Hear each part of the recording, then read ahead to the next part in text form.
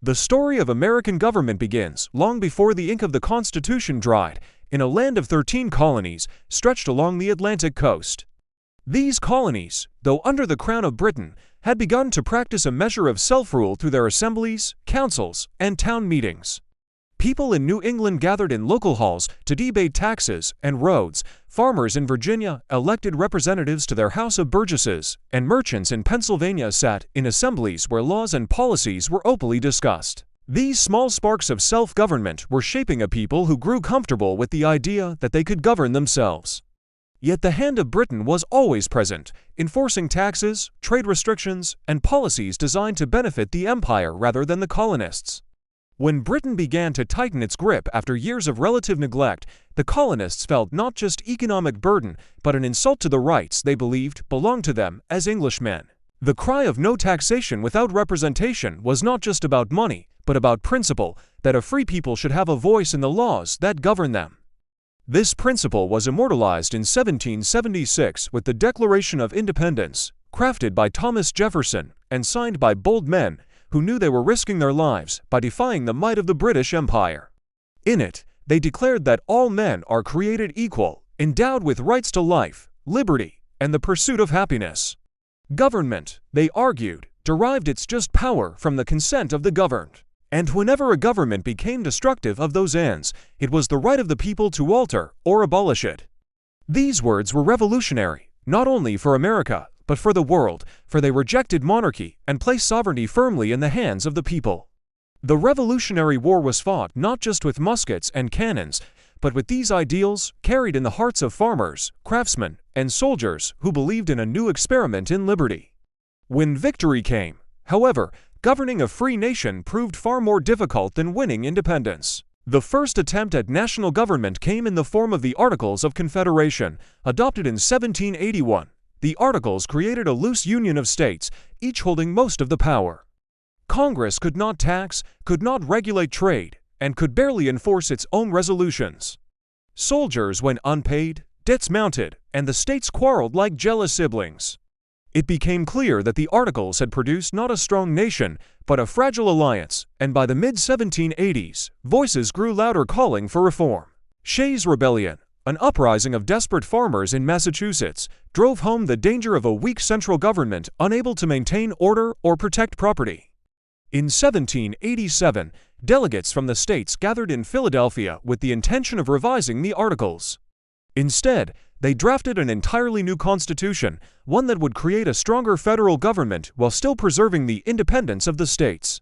The debates were fierce. Should representation be based on population or equality among states? How could power be concentrated enough to govern effectively, but restrained enough to prevent tyranny? The final document was a masterpiece of compromise. Congress would be divided into two houses, the House of Representatives based on population, and the Senate granting equal representation to each state.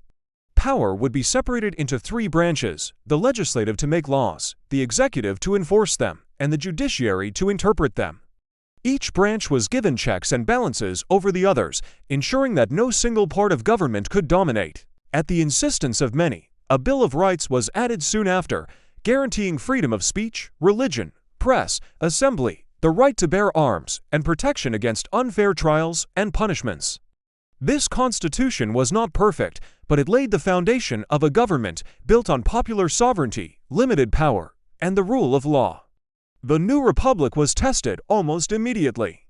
Questions of how strong the federal government should be divided leaders into factions, eventually forming the first political parties. The Federalists, led by Alexander Hamilton, believed in a strong central authority to guide economic growth and protect national interests. The Democratic Republicans, led by Thomas Jefferson, favored states' rights and a smaller federal government. These early debates showed that the Constitution was not a frozen document, but a living framework that allowed disagreements to be channeled into political debate rather than violent conflict. Still, conflict was never far away, and by 1861, the deepest wound of all slavery split the nation into civil war. The Civil War was not just a battle over states' rights, but over the meaning of liberty itself. Could a nation built on the principle that all men are created equal tolerate the enslavement of millions? The war's terrible cost was followed by a profound transformation. The 13th Amendment abolished slavery. The 14th guaranteed citizenship and equal protection under the law. The 15th promised that no man could be denied the right to vote because of race. These Reconstruction Amendments reshaped the Constitution, expanding the promise of freedom and demanding that the government uphold it, yet the struggle was far from over. For nearly a century, segregation, discrimination, and violence undermined those rights, reminding the nation that government reform is never finished but requires constant vigilance. As the nation grew, so too did the government. The progressive era of the late 19th and early 20th centuries brought reforms aimed at curbing corruption and making government more accountable to the people. Senators, once chosen by state legislatures, were now elected directly by citizens through the 17th Amendment. The 19th Amendment gave women the right to vote, expanding democracy to half the population long excluded from it.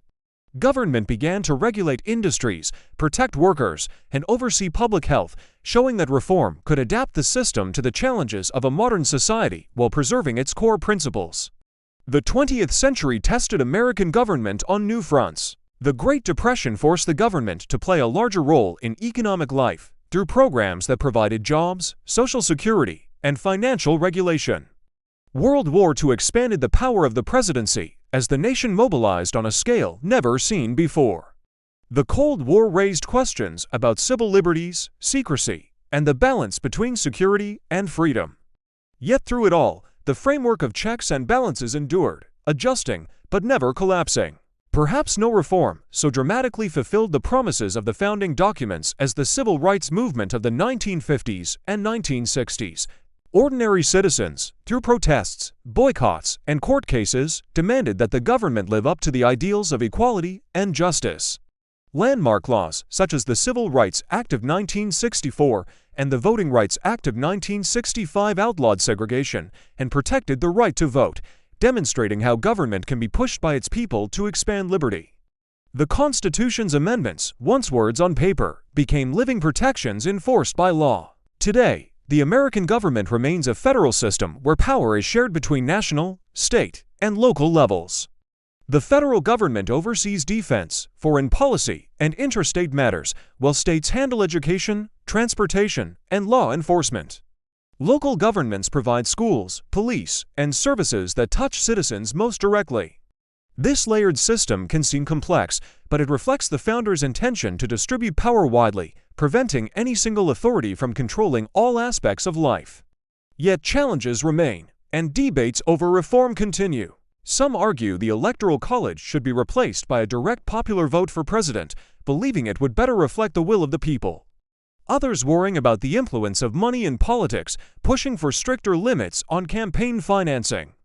The role of the Supreme Court is questioned, with calls for term limits or reforms to ensure fairness and balance. Voting rights remain a battleground, as states adopt different laws that affect access to the ballot box. These debates are not signs of weakness, but of vitality, for they show that the American experiment in self-government is still alive, still being tested, and still being shaped by its people. From its colonial roots to its constitution, from its Civil War to civil rights, from the struggles of ordinary farmers to the speeches of great leaders, the American government has been a story of ideals challenged, reformed, and renewed.